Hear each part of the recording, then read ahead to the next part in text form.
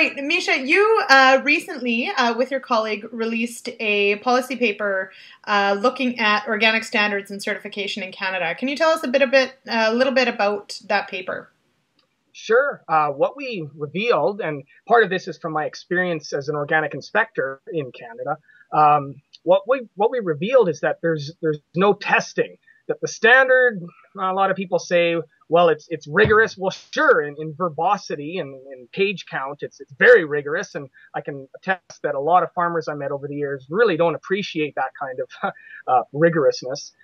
But there's no testing, and not only is there no testing, it's not mentioned in there, but the CFIA, the Canadian Food Inspection Agency that oversees the organic industry, they couldn't even do testing if they wanted. So they did a pilot study behind the scenes because I guess the curiosity got the better of them.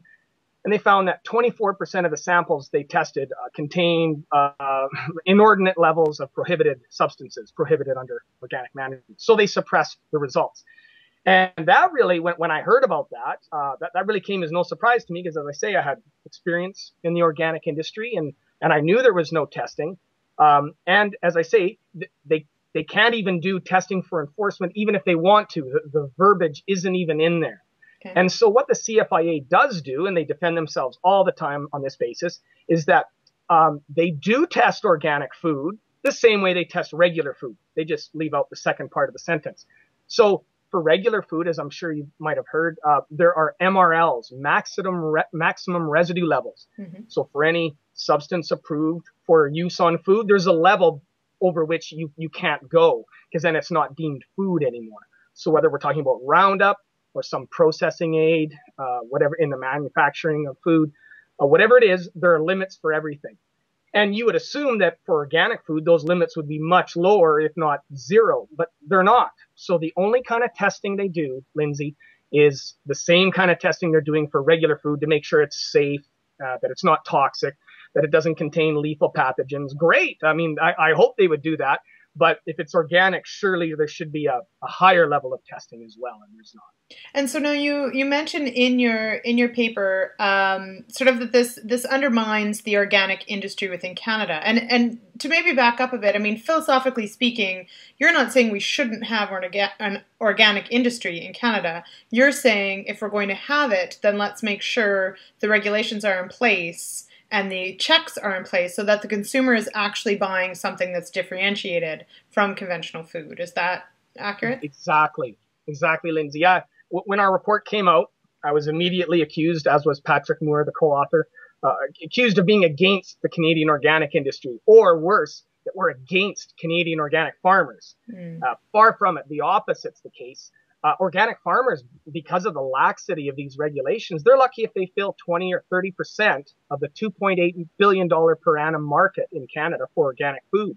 The rest comes from China, Mexico, Brazil, a lot comes from California, and it's all just green lighted with this bureaucratic paper trail. But yeah, exactly as you've said, we're calling for meaningful standards, not more regulation, not more paper used in the writing of the regulations, nothing of the sort. Just a simple rule called a testing clause. The Americans have it. Takes up about 150 words, and that would be it. Just describing how you would test, when you would test, what you do with the results, and most importantly, Lyndsey, what constitutes a failed test. Right. Now, if you were, let's say, an organic grower in Canada, would you be pushing for this sort of more rigorous testing or this testing clause? What would an organic grower benefit from that in Canada? Well, they'll benefit indirectly, but in a very real way. I predict a lot of these cheap imports of so-called organic food will just cease to exist. They'll stop flowing into our country. And Lyndsey, I can't stress it enough that it's more than half of the organic food.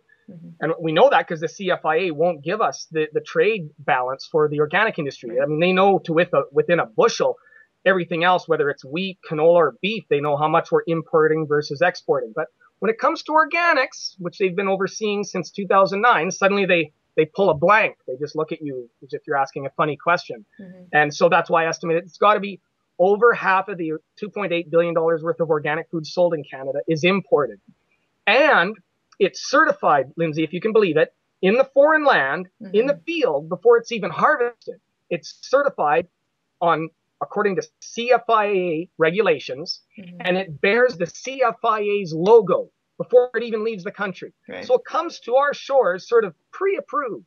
Now, going back to what we were saying earlier about how the CFIA does test to make sure things aren't dangerous, yes, they could open any container coming into port and make sure it's not full of rats. Great.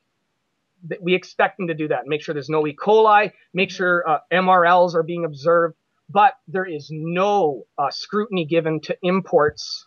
All that scrutiny occurs overseas with foreign inspectors working under the rubric of the Canadian Food Inspection Agency's organic standards. So it literally is rubber stamped and pre-approved before it gets to our country. So that's how, sorry, long-winded, but that's how Canadian organic farmers will benefit. I mean, if I'm wrong and they're already filling 80% of the market, then maybe they like the laxity of the current system. But it's in the States, they've already admitted 3/4 of the organic food being sold is imported. Do you think it's any different for Canada?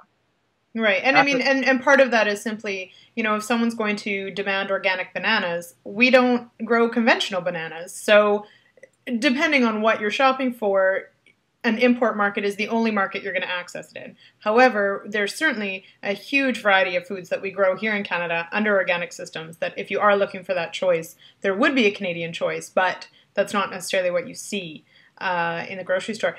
You know, one of my questions, I probably grocery shop much differently than most people, and that I'm always looking at where things are coming from and what they're labeled as and the price difference between them. And that's maybe one of my questions. I do notice, you know, a lot of fresh produce that comes from China, let's say, you know, so that would be subject to our MRLs, but maximum simply our MRLs for anything else, not necessarily different whether it's conventional or organic.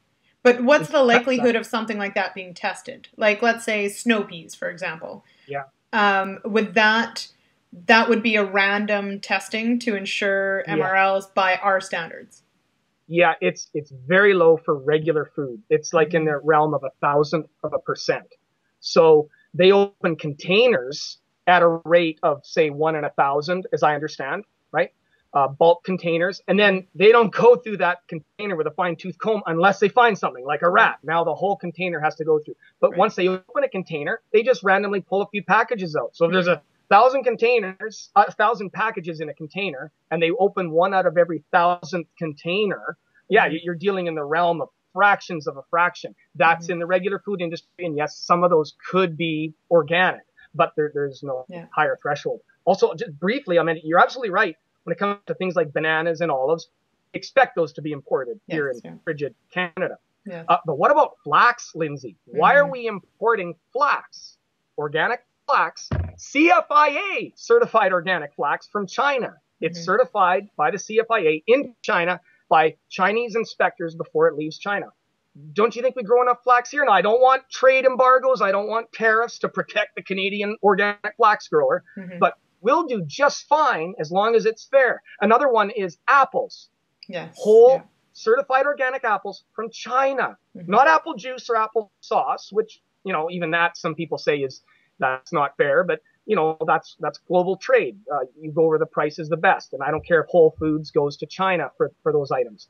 But I submit that Canadian apple growers, they'll do much better under a test-based system, Canadian organic apple and flax growers. Great. Yeah, so thank you so much for making time for us today, Mischa. We'll talk again. Anytime. Have a good day.